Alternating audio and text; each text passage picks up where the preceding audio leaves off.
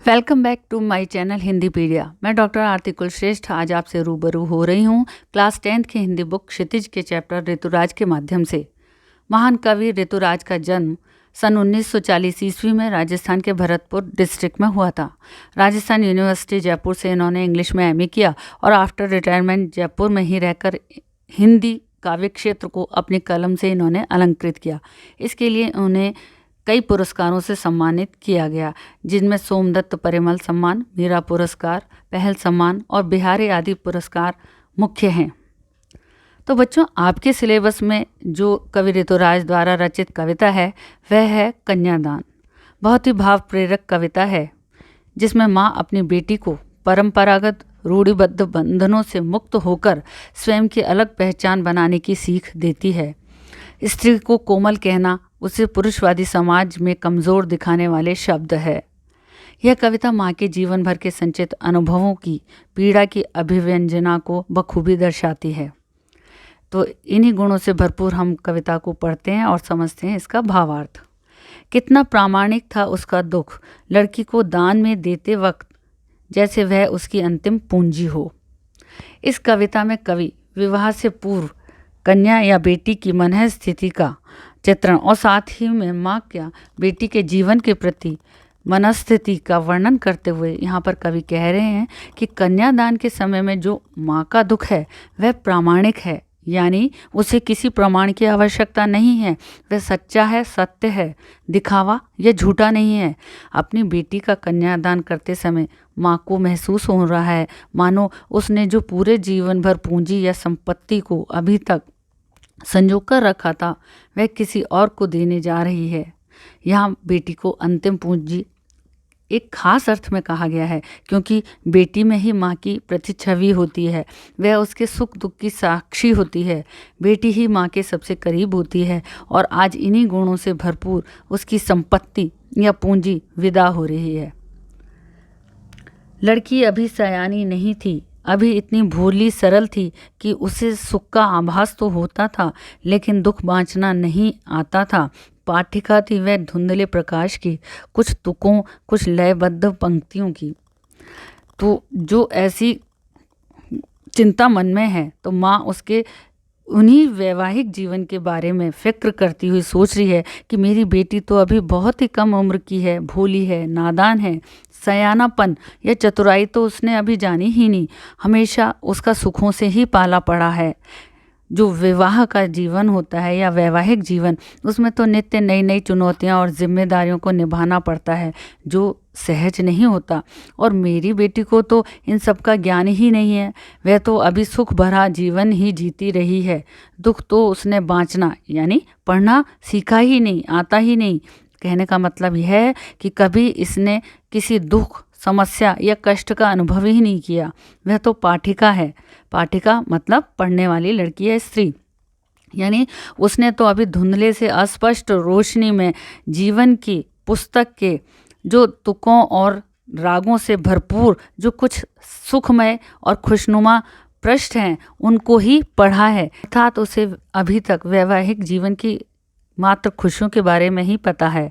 उसे उसके पीछे छिपी सच्चाई, यथार्थ अनुभव या व्यवहारिक ज्ञान उसे अभी तक नहीं है कि ये जो अत्यधिक प्रसन्नता या खुशियाँ दिख रही हैं उनके पीछे कुछ कटु अनुभव भी हो सकते हैं क्या, या फिर जो चुनौतियाँ हैं उनको सामना करने में उनको किन किन मुश्किलों से हमें गुजरना पड़ता है, वो अभी तक नहीं समझ पाई थी। ये है भावार्थ। अब इसमें क्या खास है इन पंक्तियों में वो और समझ लेते हैं हम। कवि ने माँ का बेटी के प्रति अटूट प्रेम भाव दर्शाते हुए उसे उसके भविष्य के प्रति अत्यधिक शंकित बताया है। पंक्तियों में लाक्षणिक भाषा का प्रयोग हुआ है। जैसे कुछ शब्द का प्रयोग हम किसी खास अर्थ के मकसद से करें, वहाँ लाक्षणिक भाषा होती है, जैसे पाठिका, बाँचना, अंतिम पूंजी, जमा पूंजी इत्यादि।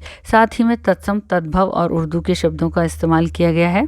इसमें मुक्त छंद का प्रयोग किया गया है। मुक्त छंद वहाँ होता है जहाँ कविता किसी भी नियम कायदे में बंधी नहीं होती, वह पूरी तरह से मुक्त होती है और जैसे वही उसकी अंतिम पूंजी हो। इस पंक्ति में उत्प्रेक्षा अलंकार का प्रयोग हुआ है। अब आगे की पंक्तियाँ पढ़ते हैं। माँ ने कहा, पानी में झांककर अपने चेहरे पर मत रीझना, आग रोटियां सेकने के लिए है, जलने के लिए नहीं। माँ जब अपनी बेटी के सुख भरे संसार से ही परिचित होने की बात कहती है और बताती है कि वह सरल और भोली है, विवाह के धुंधले सपनों में लीन है और वह बेटी अभी तक वैवाहिक जीवन की चुनौतियों से पूरी तरह अनजान है, तो उसी जीवन के लिए सीख देती हुई माँ कह रही है कि बेटी, तुम बहुत सुंदर हो और पानी में अपने प्रतिबिंब को निहार कर, लेकिन अपने सौंदर्य पर रीझना मत, मोहित मत हो जाना, क्योंकि पानी में तो दिखाई देने वाला हर अक्स क्षण भंगुर होता है। सुंदर समझकर यदि तुम अपने पर सम्मोहित हो जाओगी तो लोग इसका गलत फायदा उठाएंगे। ससुराल में सभी की सेवा करते हुए सभी का पेट भरने के लिए आग है जिस पर रोटियां सेकी जाती हैं, सभी का पेट भरती हैं, पर कभी भी तुम उस आग का प्रयोग स्वयं को जलाने के लिए मत कर बैठना। यानी सभी लोगों के तानों को सुनकर या भाव में के आवेश में बहकर अपने को कमज़ोर मानकर तुम उस आग में जलकर मर जाने के लिए मत सोच बैठना। वह आग तुम्हें जलाने के लिए नहीं बनी है। वस्त्र और आभूषण शाब्दिक भ्रमों की तरह बंधन है स्त्री जीवन के। माँ ने कहा, लड़की होना, पर लड़की जैसी दिखाई मत देना। और जो हमें विवाह के बाद नए नए सुंदर वस्त्र और आभूषण मिलते हैं, पहनने को मिलते हैं, उस पर भी तुम सम्मोहित मत हो जाना, क्योंकि ये सभी शब्दों से रचे हुए भ्रम की तरह से हैं।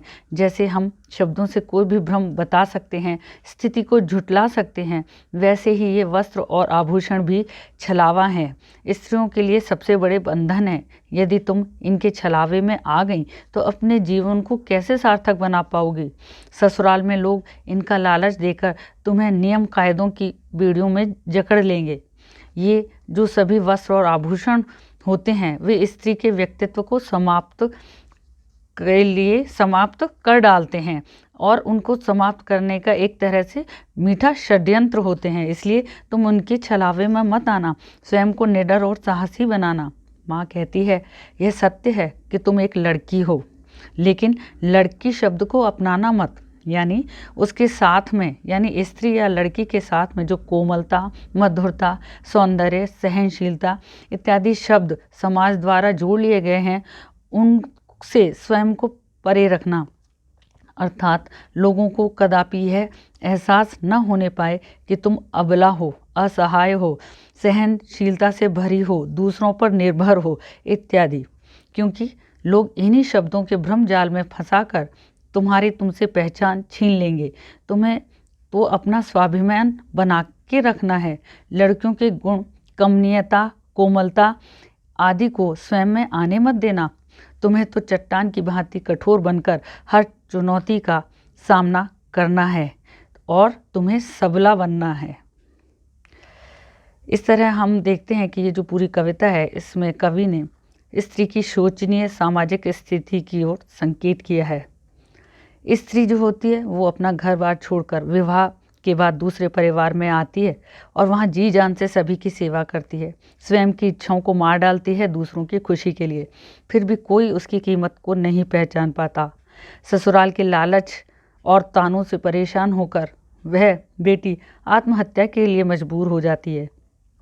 इसीलिए माँ ने कहा है कि आँच रोटी सेकने के लिए है, जलने के लिए नहीं। तो इस तरह से हमने पूरी कविता की व्याख्या कर ली है। अब इन पंक्तियों में या इन काव्यांश में क्या खास रहा, क्या विशेष लगा, उस पर भी हम एक नज़र डाल लेते हैं। सबसे पहले तो एक जो बताने वाली बात है वो ये है कि कवि ने माँ के माध्यम से पूरे नारी जगत को मजबूत, स्थिर एवं नई चुनौतियों का डटकर मुकाबला करने की सीख दी है। काव्य में खड़ी बोली का सुंदर प्रयोग देखने को मिलता है, जिसमें कहीं कहीं संस्कृतनिष्ठ शब्दों का भी बहुत सुंदर प्रयोग कवि ने किया है। ये जो पंक्ति है ना, वस्त्र और आभूषण शाब्दिक भ्रमों की तरह बंधन है स्त्री जीवन के, इसमें जो अलंकार है उसका नाम है उपमा अलंकार और विरोधाभास अलंकार है इस पंक्ति में। माँ ने कहा, लड़की होना, पर लड़की जैसी दिखाई मत देना। सो स्टूडेंट्स, आई होप कि मैंने आपको जो ये कन्यादान कविता की व्याख्या समझाई है वह आपके लिए ज़रूर उपयोगी साबित होगी। मैंने आपके एग्ज़ाम में कुछ भीतर से, चैप्टर के भीतर से क्वेश्चन पूछे जाते हैं, जिसमें कुछ छोटे भी होते हैं और बड़े भी होते हैं। तो अपनी इस व्याख्या में मैंने उन सभी क्वेश्चन आंसर्स को एक्सप्लेन करने की पूरी कोशिश की है। कैसा लगा आपको मेरा ये वीडियो? मैं फिर हाजिर होंगी मेरे एक और चैप्टर की व्याख्या के साथ। तो आप भी तैयार हो जाइए मेरे चैनल हिंदीपीडिया को सब्सक्राइब करने के लिए। साथ ही आपसे रिक्वेस्ट है कि मेरे वीडियो को प्लीज़ लाइक करें और अपने फ्रेंड्स के साथ शेयर भी करें। Thank you.